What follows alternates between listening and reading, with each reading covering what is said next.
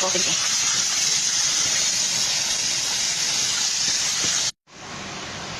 Guys, maggulay tayo ng okra. Ayan, nagisa na nga pala ako ng bawang, sibuyas. Tinulog ko na din yung manok. So, igisa-gisa natin to. Igisa natin. Tapos, maya-maya, hulugin na natin tong okra.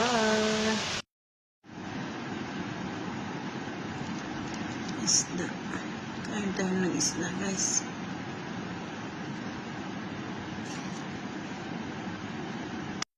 Who are my cookies?